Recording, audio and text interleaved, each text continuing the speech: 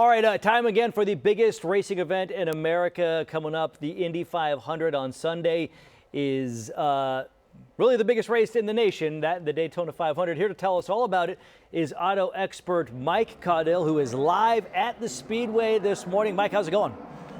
Hey, John. Well, let me tell you, it's electric. The practice session for today just ended about 10 minutes ago, and now they've got the Weenie 500 hosted by Oscar Mayer happening over my shoulder. But my friend, let's get into the race details. You know, this is the 110th running of the Indy 500, 33 cars on the grid when Sunday comes around. It's the largest single-day sporting event in the world with more than 400,000 people in attendance here at Indianapolis Motor Speedway. Now, the fan favorite is Alex Palou. He's starting number 1 on the pole position.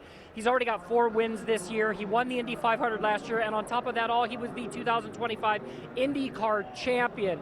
Alexander Rossi, really rough start to the week. He crashed in turn 2 during the warm-up session on Monday. He's going to be starting in second, but thanks to that safer barrier, which was invented by Texas A&M, an alumni nearly 25 years ago, is saving these drivers when they're out on the track. So he actually just finished up practice, and he's going to race on Sunday.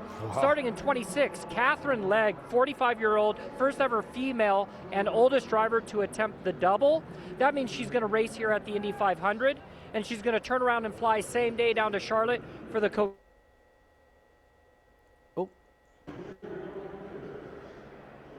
Perfect. Marcus Ericsson starting at 17th. He's racing for something even bigger than the race and checkered flag itself. He's partnered with DKY Foundation. Every 11 minutes, someone commits suicide. He's using this platform to bring awareness to suicide prevention. Wow. It's a really great story. He passed last year second place on the grid, so he's going to start at 17. And then I just wanted to share this one with you guys really fast. The title sponsor is NTT. They're bringing AI into the race cars. First time ever they're really using AI to enhance the fan experience, but they got 100,000 different data points that they're pulling off these cars on the racetrack to allow the drivers to figure out better positioning, learn how to be better out on the track. All of it together gives these overall experiences for the fans and the drivers something special. And I'll just close it out.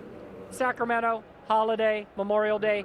Thank somebody in uniform, whether it's law enforcement or military. Good ranchers out here. They partnered with the USO out in the Midway, selling up steaks, grilling them up for everybody. It's a good time here in Indianapolis. Mike, I want to ask you, obviously there was big news out of auto racing overnight with the sudden and unexpected death of Kyle Busch, who never raced in the Indy 500, but he did win twice there at Indianapolis Motor Speedway on the NASCAR Cup Series. I'm just curious, what is the reaction there to that?